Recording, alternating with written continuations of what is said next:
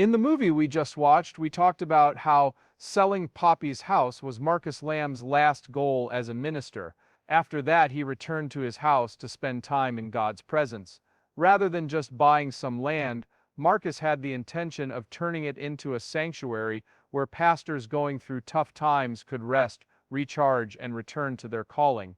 From this, it is evident that he had a deep passion for mentoring other shepherds. Furthermore, as stated by Jonathan Lamb, it was meant to help Israeli families, uniting different church goals in one special place.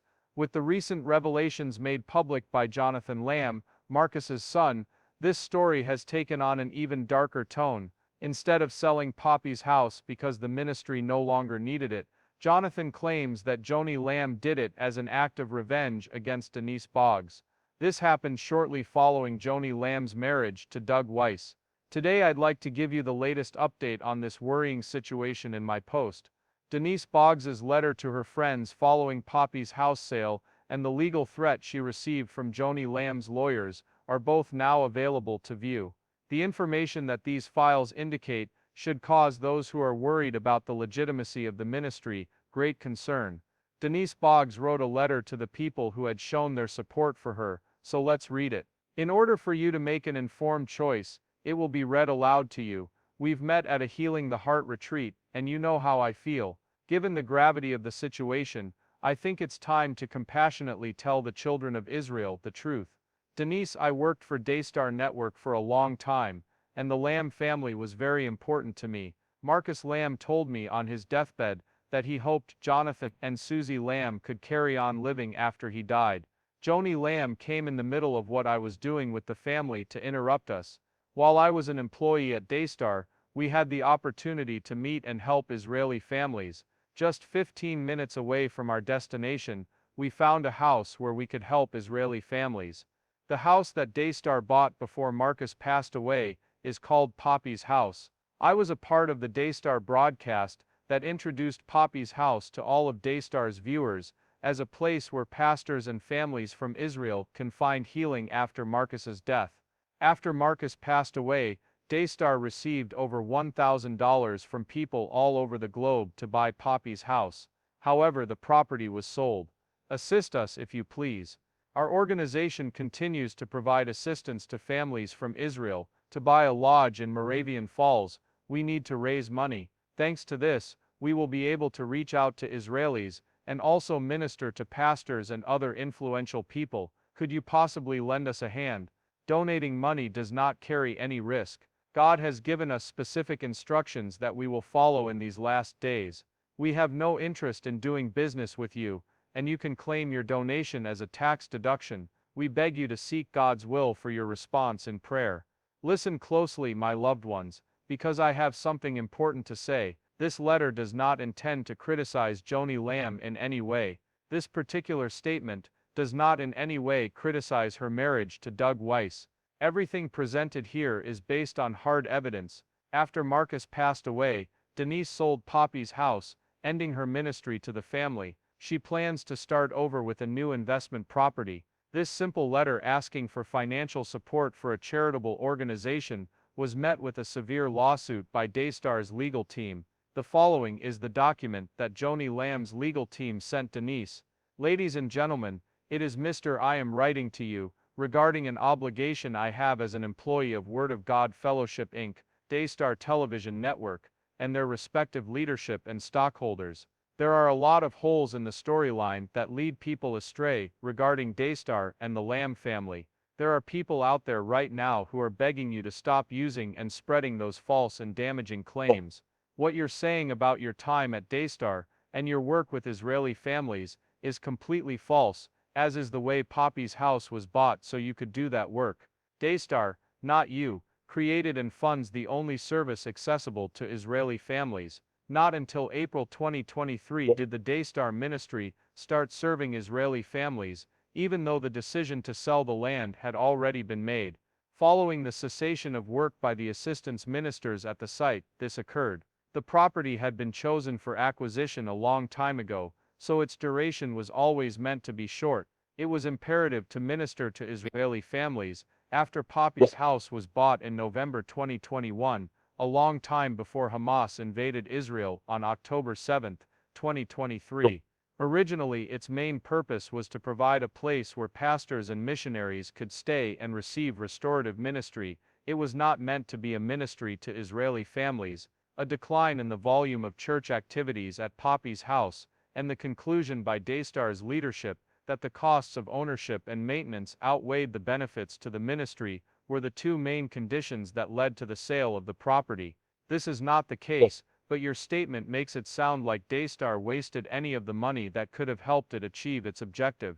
A portion of the funds from the land's acquisition, and the proceeds from its most recent sale, were designated for the ministry's expansion. Furthermore, Israeli families were not considered when the decision to sell Poppy's house was made. The CEO of Daystar decided to put off the sale for a few months so he could help Israeli families with a small project, which meant the sale got pushed back a little. In addition, Daystar's board of trustees decided to cut ties with your ministry due to your inappropriate behavior and breach of confidentiality in mentioning other ministries and ministers by name while receiving advice.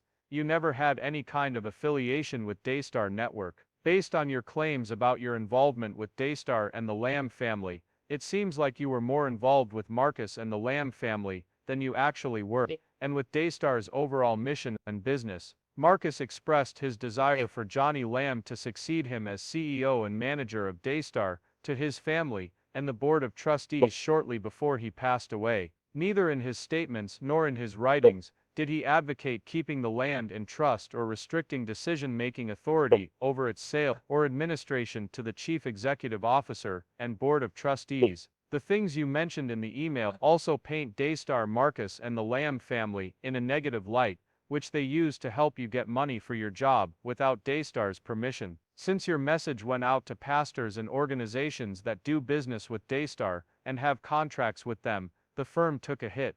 With your generous support and the goal of promoting Christian unity, I am writing to ask for your help in resolving these matters. Daystar is crossing its fingers that you will take this opportunity to retract the false and misleading claims you made in your previous communication. I will need to consult with Daystar regarding other options if this doesn't happen. If you would like to cease publishing these claims and correct or retract those you have already published, please inform me by 4 o'clock in the afternoon on July 11, 2024. I am here to lend you my support if you ever want to talk about the prospect of words of correction and reversal. This explains why Denise's sudden separation from the family she had worked for so long shouldn't have been shocking. That she would allegedly face legal in honor of the partners who helped build the sanctuary of the church. Poppy's house is its name. A reduction of $400,000 was achieved in comparison to the posted price. How does this affect the Daystar partners who have helped fund Poppy's house? What does it mean when a church home that was bought with donations money is sold without the donors knowing why?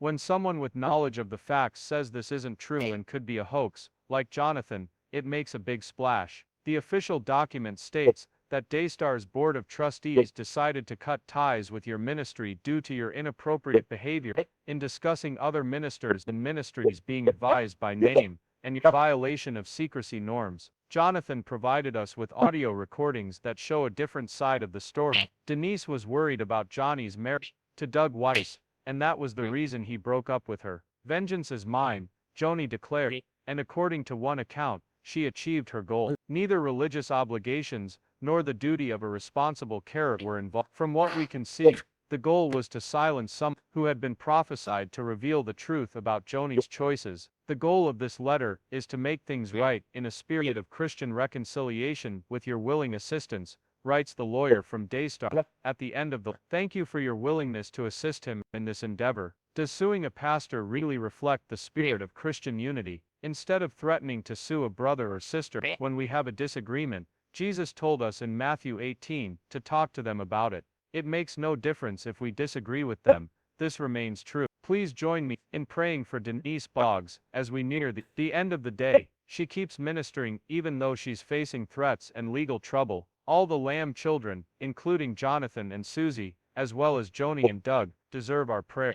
May the light of truth shine through. I hope that the Christian church will be investigated again, and may God's perfect will restore Marcus Lamb's vision for Dine and other organizations like Poppy's House. We would be truly grateful if you could like, share and comment on this video. If it has brought you any blessings, please keep this channel in your prayers, and if the Lord so desires, consider donating to its growth. Please keep this channel in your prayers as we continue to share these important mission updates. In the meanwhile, I want you to know that no matter how many people try to thwart the truth by threatening legal, it will eventually come out. Wishing you a truly delightful day ahead.